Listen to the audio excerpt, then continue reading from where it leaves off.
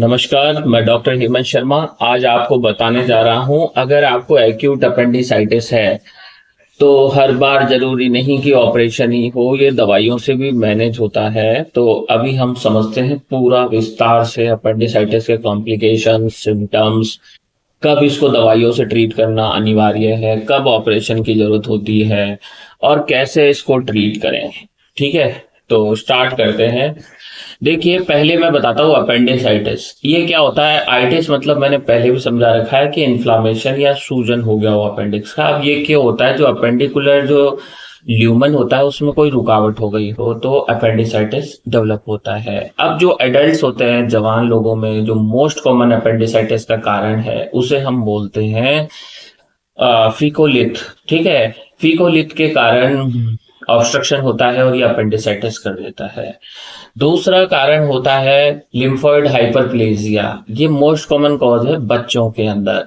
उसके अलावा कोई फॉरेन बॉडी है तो उससे हो सकता है, या पैरासाइट इन्फेक्शन है, या फिर आपको कोई ट्यूमर हो गया है अपेंडिक्स का, तो इनमें भी अपेंडिसाइटिस हो सकता है।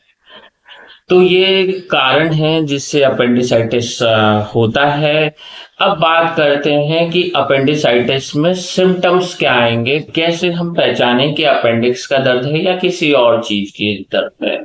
तो अपेंडिसाइटिस में जो सबसे पहले क्लासिफिकेशन दिया हुआ है स्कोर, जिसे हम बोलते हैं, इसको हम एल्वर्डो स्कोर भी बोलते हैं। तो मेंट्रेल्स नाम से एक सिम्टम्स डेवलप होते हैं। ये एक निमोनिक टाइप है कि भाई मेंट्रेल्स। एम होता है माइग्रेटिंग पेन, मतलब सबसे पहले जो दर्द होगा वो आपको अम्बलाइकस पे होगा, अम्बलाइकस से जाएगा राइट इलियक फोसा, नीचे की साइड में, राइट साइड लोअर एब्डोमेन में हम बोल सकते हैं। तो ये पेन अम्बलाइकस में क्यों हुआ था, क्योंकि वहां पे विसरल एफरेंट फाइबर्स का सप्लाई होता है T10 लेवल पे, तो इस वजह से होता है। बाद में रेडिएट राइट इलियक फोसा में क्यों होता है अपेंडिसाइटिस का पेन, क्योंकि वहां पे जो पेरिटोनियम होता है वो पैराइटल पेरिटोनियम इरिटेट होता है, इन्फ्लेम्ड अपेंडिक्स का साइज बढ़ने लगता है और वो उसको इरिटेट करती है, तो इसलिए दर्द होता है। एनोरेक्सिया, ए का मतलब मैंने बताया था मेंट्रेल्स में एम होता है एनोरेक्सिया। एनोरेक्सिया मतलब भूख कम लगना, बहुत कम हो जाना, तो ये भी 1 पॉइंट लेता है। माइग्रेटिंग पेन है तो 1 पॉइंट लेगा। ठीक है, उसके बाद होता है एन मतलब नोजिया, मतलब जी घबराना, उल्टी होना, तो भी ये 1 पॉइंट ले लेता है इस स्कोर में। अगर 4 से ज्यादा है तो हम अपेंडिसाइटिस प्रिडिक्ट करते हैं, तो ये एक एक 3 पॉइंट हो गए। फिर टी होता है टेंडरनेस। टेंडरनेस प्रेजेंट हो गया आपको मैकबर्नीज पॉइंट में। मैकबर्नीज पॉइंट क्या होता है, अम्बलाइकस से राइट सुपीरियर इलियक स्पाइन पे होता है, तो लेटरल 1/3 और मीडियल 2/3 हम इसको कंसिडर करते हैं। तो मैकबर्नीज पॉइंट टेंडरनेस है तो 0.2 दिए जाते हैं, इसमें स्कोर 2 दिया जाएगा। और उसके बाद रिबाउंड टेंडरनेस। रिबाउंड टेंडरनेस ऐसे होती है कि मैंने ऐसे छुआ और एकदम से छोड़ा तो बोले आह दर्द हुआ, वहीं पे बैकबर्नीज पॉइंट के वहीं पे हम देखेंगे, या राइट इलियक फोसा पे, तो इसको हम रिबाउंड टेंडरनेस बोलते हैं। ये भी 1 पॉइंट लेता है। फिर उसके बाद आपका होता है टेम्परेचर। अगर आपका बॉडी का टेम्परेचर बढ़ा हुआ है 37.3 डिग्री सेल्सियस से ज्यादा है तो ये भी 1 पॉइंट ले लेता है। उसके बाद होता है एलमेंट्रेल्स में, तो इसको हम बताते हैं ल्यूकोसाइटोसिस, मतलब WBC 10,000 से ज्यादा है तो 2 पॉइंट दिए जाते हैं। तो आप समझ रहे हैं ये पॉइंट अगर 4 से ज्यादा हो गए। एस होता है shifting of neutrophils, left shift होगा तो न्यूट्रोफिलिया 75% से ज्यादा है, तो ये एक क्राइटेरिया है क्लिनिकली इसको जज करने का कि अपेंडिसाइटिस आप सस्पेक्ट कर रहे हैं क्लिनिकली या नहीं कर रहे हैं। तो ये ध्यान रखें, एल्बर्टो स्कोर के अकॉर्डिंग 4 से ज्यादा है तो अपेंडिसाइटिस हम सस्पेक्ट करते हैं।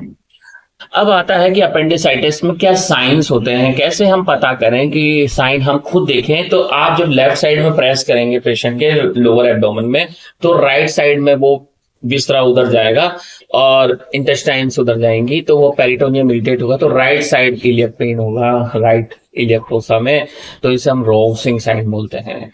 एक होता है श्वास साइन, इसमें पेशेंट को लेटाएंगे और बोलेंगे पैर ऊपर कीजिए, तो जैसे ही वो पैर को लिफ्ट करेगा तो अपेंडिक्स जो रेट्रोसिकल है, श्वास मसल, वहां इरिटेट होगी, तो ये होगा आपका श्वास साइन। उसके बाद ऑब्टूरेटर साइन होता है, इसमें पेशेंट का हिप फ्लेक्स करेंगे और इंटरनल रोटेशन करेंगे, तो ये पेल्विक अगर अपेंडिसाइटिस का पोजीशन है तो उसमें पेन होगा।